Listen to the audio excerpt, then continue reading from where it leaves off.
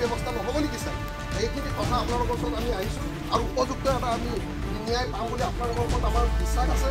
ভাৰতৰ সংবিধানখন বৰ শক্তিশালী হয়, ভাৰতৰ সংবিধান ইমান দুৰ্বল নহয়। আজি কি কাৰণত দুৰ্বল থকা পাছতো মেইন হয়, এই মুহূৰ্তত মই কলিয়াবৰ জখলাবন্ধা থানাৰ সন্মুখত উপস্থিত আছোঁ আৰু জখলাবন্ধা থানাত একাংশ লোক আহি প্ৰতিবাদ সাব্যস্তকাৰী দিবলৈ পোৱা গৈছে।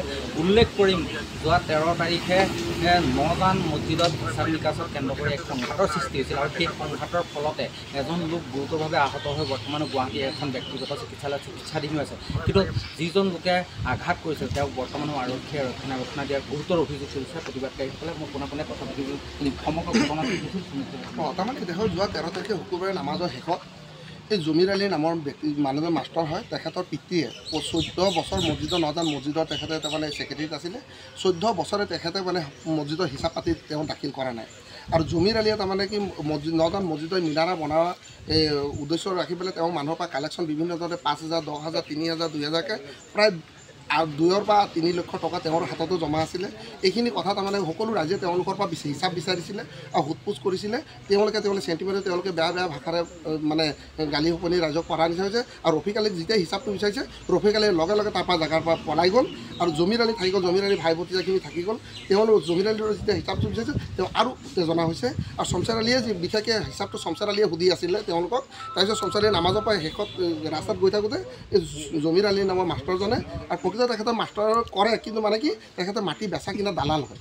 পুথৰি পঞ্চায়তৰ এলেকা যিখিনি জেগাত মাটি বেচা কিনা হ'লে, গাড়ী বেচা কিনা হ'লে, কাৰোবাৰ যদি গাড়ী লাইচেঞ্চ যদি খেলি মেলি হয়, বিভিন্ন ধৰণে দালালি কামৰ লগত তেখেতে জড়িত হৈ থাকে। আৰু তেখেতে মানে জমিৰ আলীয়ে তাৰমানে লগে লগে শমশেৰ আলীয়ে নামাজ পঢ়ি ৰাস্তাত গৈ থাকে, ৰাস্তাতে এটা পচন্দ ইটাৰে মানে শমশেৰ আলী পিছফালৰ পৰা তাৰমানে মাৰি আঘাত কৰে। আৰু বৰ্তমান শমশেৰ আলী গুৱাহাটী তাৰমানে দিছপুৰ নাৰ্ছিং হোমত চিকিৎসাধীন বৰ্তমানলৈকে হৈ আছে। তাত উচ্চ চিকিৎসাৰ কাৰণে জখলাবন্ধা আমাৰ অসামৰিক চিকিৎসালয়ৰ পৰা ৰেফাৰ কৰিছে আৰু তেখেত চিকিৎসাধীন হৈ আছে। আৰু বৰ্তমান এই মেইন কালপিতজন জমিৰ আলী ভাই ককাই ভতিজাকেইটা এতিয়ালৈকে মুক্ত আকাশৰ তলত ঘূৰি ফুৰিছে।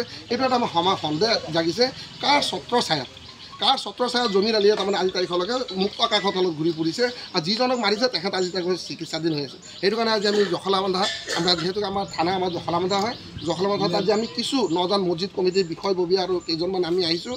এইখিনি কথা আমি প্ৰশাসনক জনাবৰ কাৰণে ভাৰতৰ সংবিধানক আমি সন্মান কৰোঁ। ভাৰতৰ সংবিধানখনে কাৰোবাক ন্যায় দিব, কাৰোবাক অন্যায় কৰিব তেনেকুৱা কিন্তু কোনো জেগাত লিখা নাই।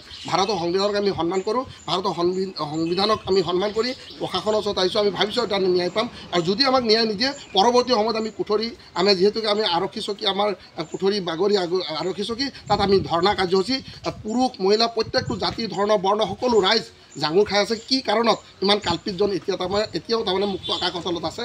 আৰু নহ'লে আমি প্ৰশাসনক আমি সুধিব আহিছোঁ প্ৰশাসনে কি উত্তৰ দিয়ে। আৰু নহ'লে আমি পুৰুষ মহিলা প্ৰত্যেকটো জাতি ধৰ্ম বৰ্ণ সকলোৱে তাৰমানে ন্যায় বিচাৰি আছে। সকলোৱে আমি কুঠৰি নহ'লে আমি বাগৰি আৰক্ষী চকীত আমি ধৰ্ণা দিবৰ কাৰণে বাধ্য হৈ যাম। নিশ্চয়কৈ আচলতে এই গোটেই সন্দৰ্ভত শনিবাৰৰ দিনটোত NKTV এটা বাতৰি সম্প্ৰচাৰ হৈছিল, কিন্তু ইমানৰ পিছত 2টা দিন মূল অভিযুক্ত